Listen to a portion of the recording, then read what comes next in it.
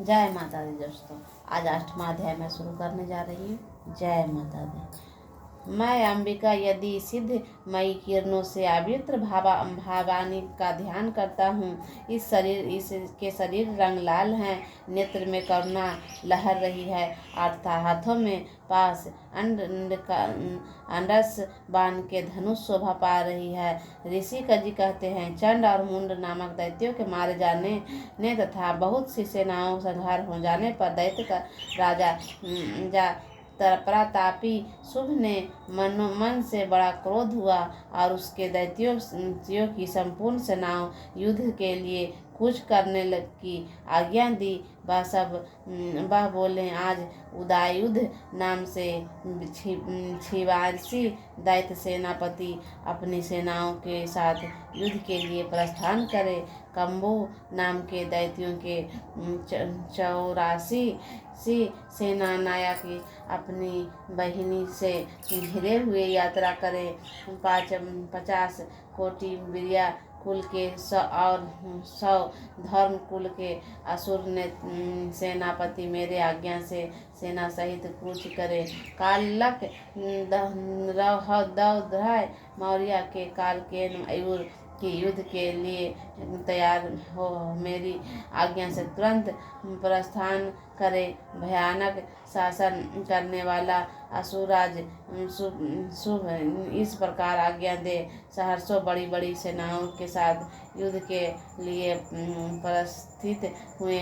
उनकी अत्यंत भयंकर सेना आती देख चंडिका ने अपनी धनुष की टंकार से पृथ्वी पर आकाश के बीच भाग कुंज किया।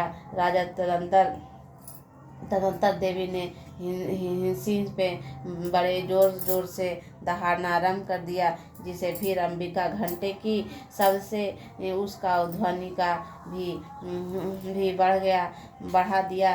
धनुष की टंकार, सिंह की दहाड़ और घंटे की ध्वनि से संपूर्ण दिशाएं गूंज उठी।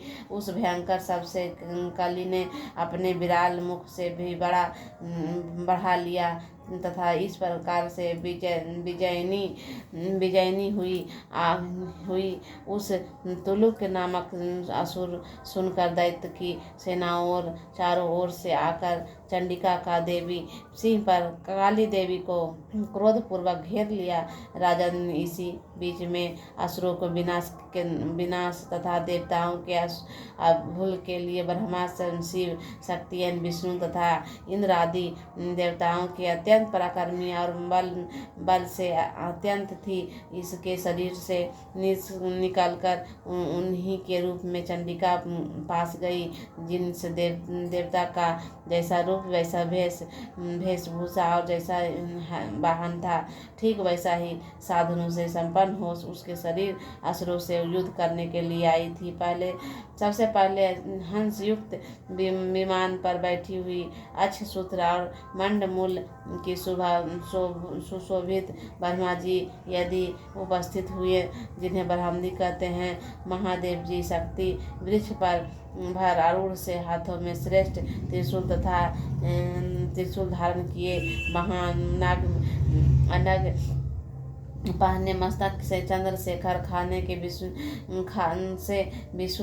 विभूषित हो वहां आ पहुँचे।